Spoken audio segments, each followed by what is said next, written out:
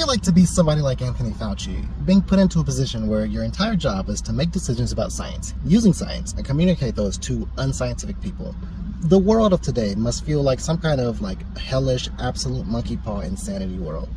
Somehow we've gotten to the point that everyone is able to see and recognize and learn and talk about science.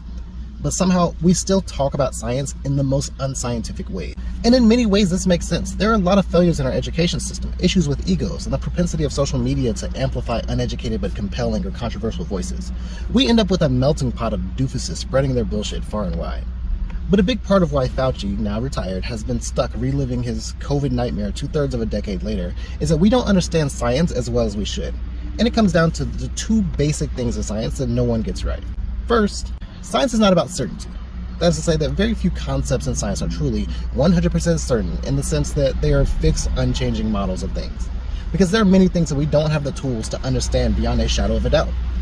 That is to say, we can observe characteristics and effects, but we cannot observe their inner workings, for instance. So, what you end up with is a series of highly educated guesses, stacking and validating other educated guesses on top of simple, quantifiable observations that give us a widely accepted and agreed upon model that we are sure describes the phenomena of our world.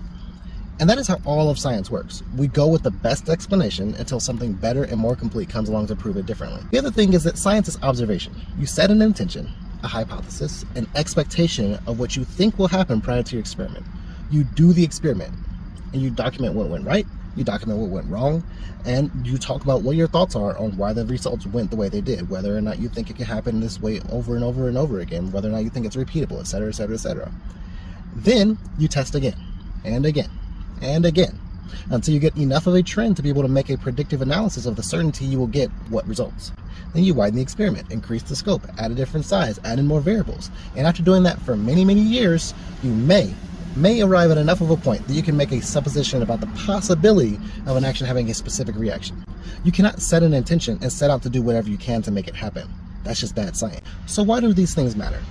Well, because people keep wanting to use science in ways that it simply will not work, and getting upset that they're getting called out for bunk science. I mean, Willy Wonka's evil twin has been grilling Anthony Fauci over the fact that he was making scientific assessments as a leader of a scientific organization because he doesn't understand that science isn't a tool that just delivers push-button answers when you want it to specifically support an initial hypothesis. But it's not just conspiracy theory wackos and racists, it's well-meaning educated folks too.